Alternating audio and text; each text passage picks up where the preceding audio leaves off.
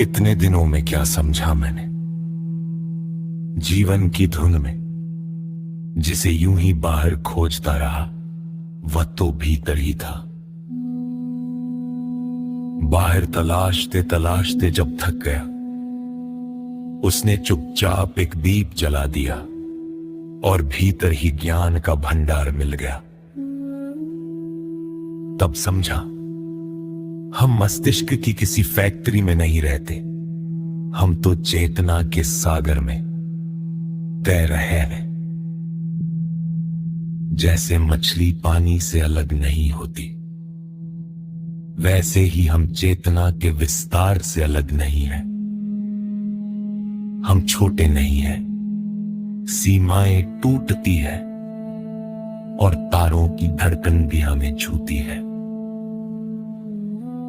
जब जीवन स्वयं एक गीत है, जब हम इस ब्रह्मांड से अलग नहीं बल्कि उसी की धड़कन है, तब हम पूर्ण संभावना की जीवित मिसाल बन जाते हैं। हम केवल रसायनों का मेल नहीं है, हमारे भीतर एक सूक्ष्म प्रत्युत्तर जागता है। पहली अनुभूति की छुअन चुपचाप बहती है। चेतना के बीज से जीवन की गहराई में मनुष्य रूप लेकर हम धीरे धीरे स्वयं को देखना सीखते हैं।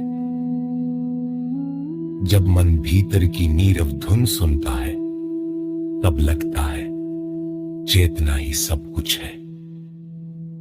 मस्तिष्क जैसे एक वाद्य यंत्र है जो सुरों को आकार देता है और हम उस चेतन तान को अनुभव का रूप देते हैं। व्यक्ति और विस्तार के बीच हम एक सेतु हैं। अनुभवों के भीतर अनंत धारा हमारे ही भीतर बहती रहती है। जब जाना हुआ पारदर्शी हो जाता है, तब अनजानी संभावनाएं सामने आने लगती है। डर की गांठें ढीली पड़ती हैं तो अहम पिघलने लगता है। दूसरों में अपनी ही छवि साफ दिखाई देने लगती है। तब प्रकृति कोई वस्तु नहीं बल्कि संबंध का दूसरा नाम बन जाती है। करुणा कोई सीखी हुई बात नहीं बल्कि भीतर से निरंतर बहने वाली धारा है। मेरा कहकर हम क्यों चेतना के प्रवाह को बांधना चाहते हैं?